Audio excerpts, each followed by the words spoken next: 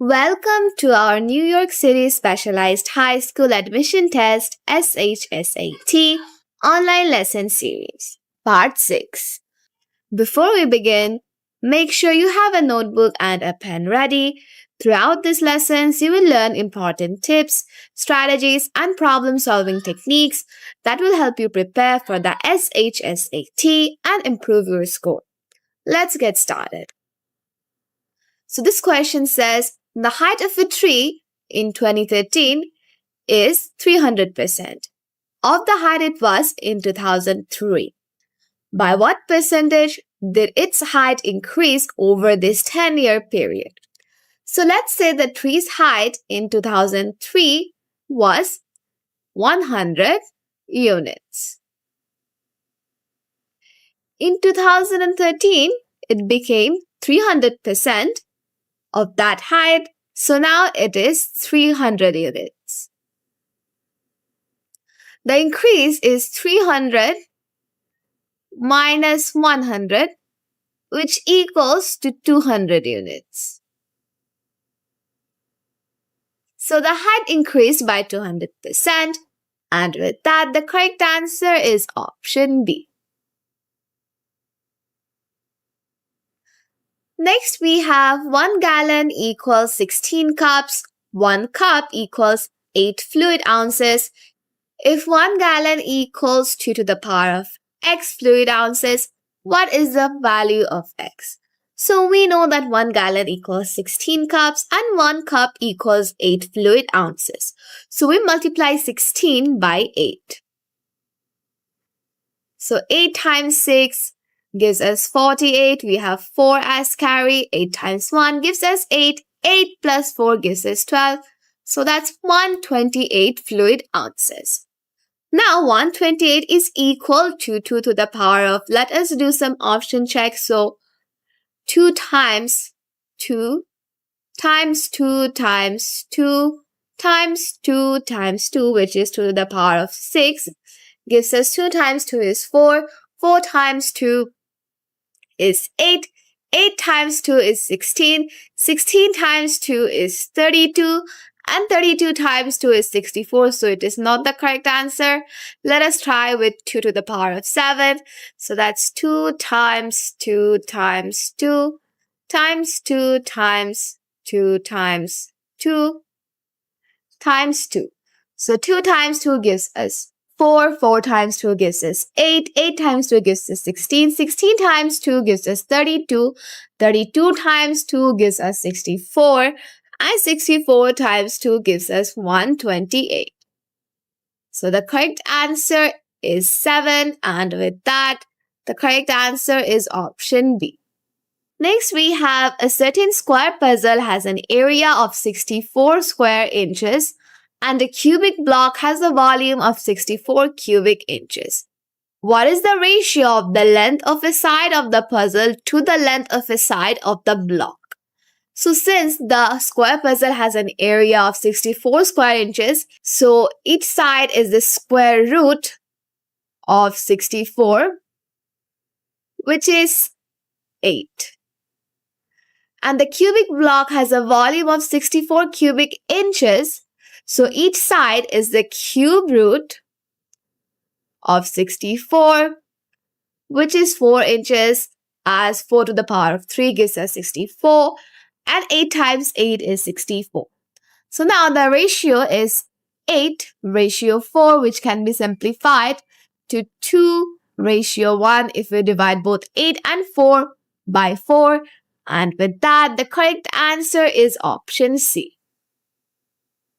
Next, we have 0 to the power of 3 plus 4 to the power of 0 plus 2 to the power of negative 1 plus parenthesis negative 1 squared. What is the value of the expression above in decimal form? So let's simplify each part. So 0 cubed is 0. 4 to the 0 power is 1. 2 to the negative first power is 1/2. Or you can write it as 0.5. And negative 1 squared is positive 1. So now if we add them, so 1 plus 0.5 is 1.5 and 1.5 plus 1 equals 2.5. And with that, the correct answer is option C. Next, we have the outdoor temperature was 4.2 degrees Fahrenheit at 10 p.m. After 3 and 1/4 hours, the outdoor temperature was negative 0.7 degree Fahrenheit. What value best represents the average change in temperature per hour? So the temperature went from 4.2 degrees to negative 0.7 degrees. So the total change is negative 0.7 minus 4.2, which equals to negative 4.9. The time is 3 and 1/4 hours. Now we divide 4.9 by 3.25, as 1/4 can be written as 0.25. And 4.9 divided by 3.25 gives us negative 1.5 degrees per hour. And with that, the correct answer is option C. The next question is a rectangular swimming pool of uniform depth is 20 yards long and 15 yards wide. If the water is 6 feet deep, what is the volume of the water in the pool in cubic yards? So the pool is 20 yards long and 14 yards wide. The depth is 6 feet, but the answer needs cubic yards. Since 3 feet equals 1 yard, 6 feet equals 2 yards. Now we multiply length times width times depth. So that's 20 times 14 times 2.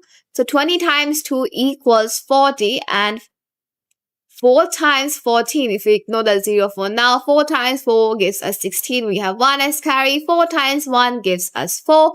4 plus 1 is 5. And if we put the 0 back, so that's 560 cubic yards. And with that, the correct answer is option A. Next up, we have a number n is divided by 25. If the question is 10 with a remainder of 5, what is the decimal form of the result? So the question is 10 with a remainder of 5 when divided by 25. That means the decimal result is 10 plus 5 over 25. And 5 divided by 25 is, if we put a 0 point here, we can write a 0 here. So that's 2. 25 times 2 gives us 50. So 5 over 25 is 0.2. So that's 10.2.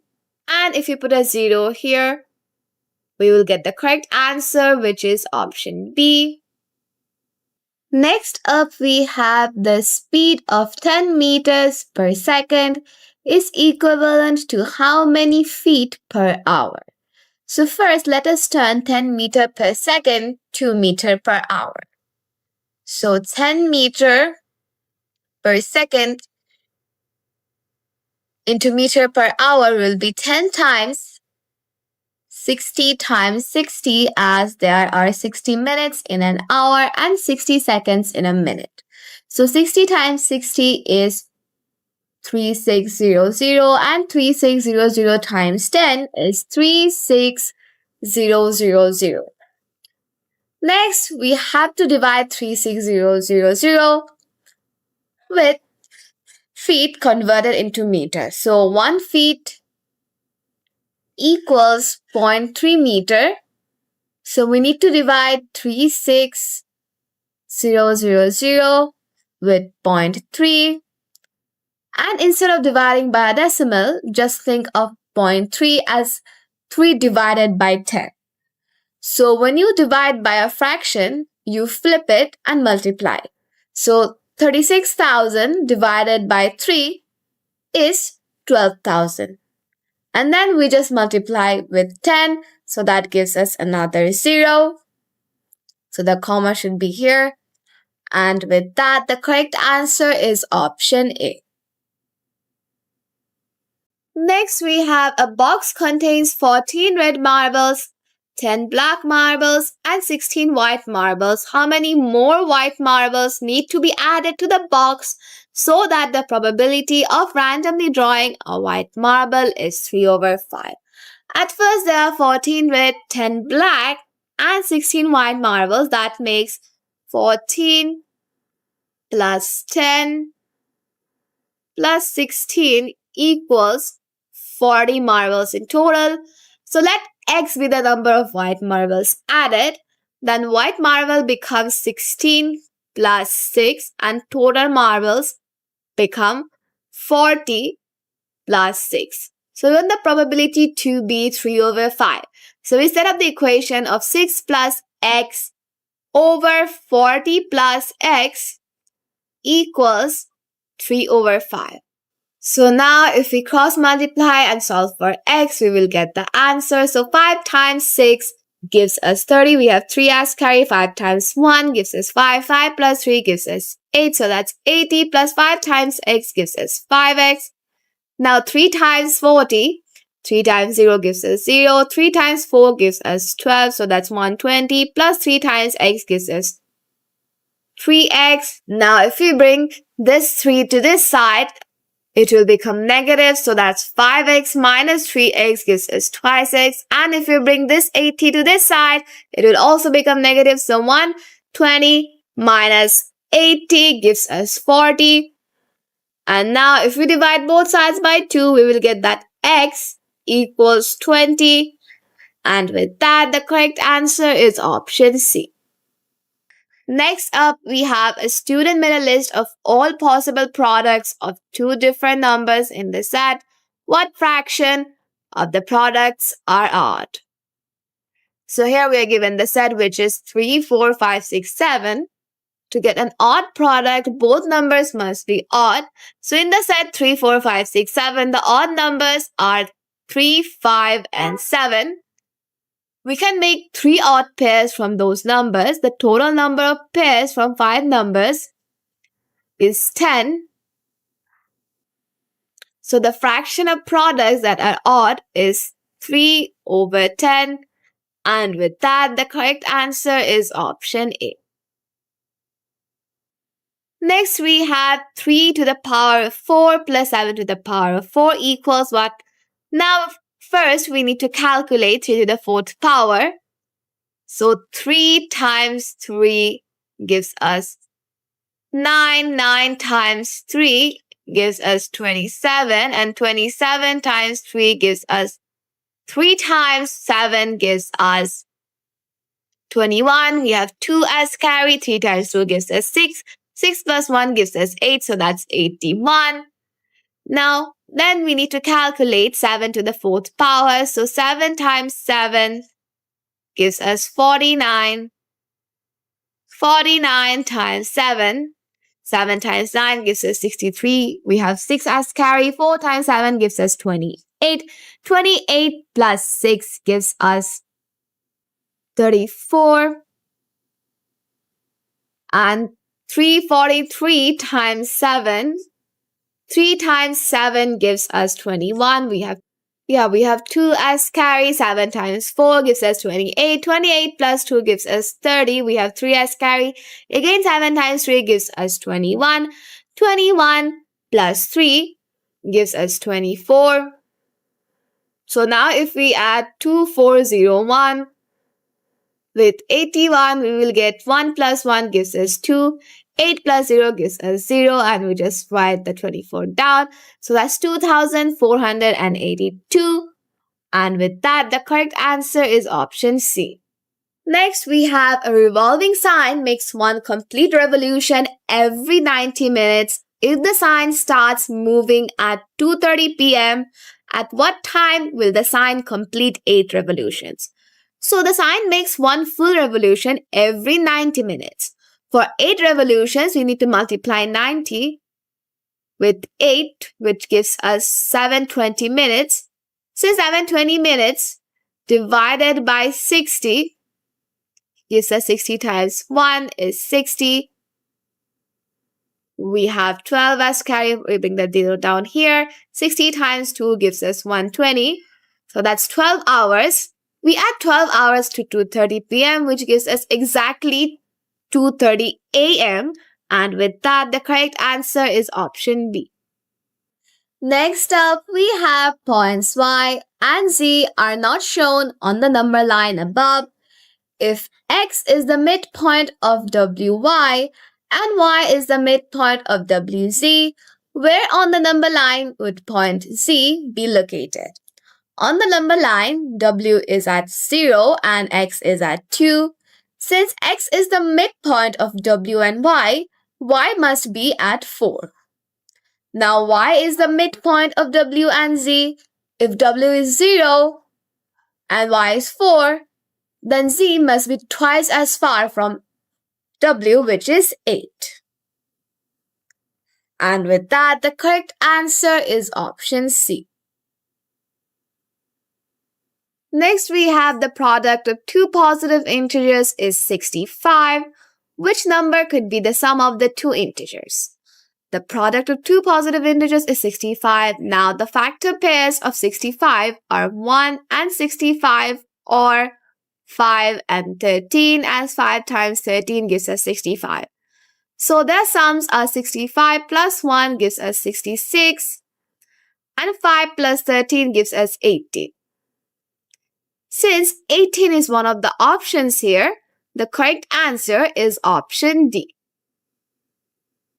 Next, we have in 1 week, 1 and 3/4 inches of rain fell on Monday, 2 and 2/3 inches fell on Tuesday, and 7/8 inch fell on Wednesday.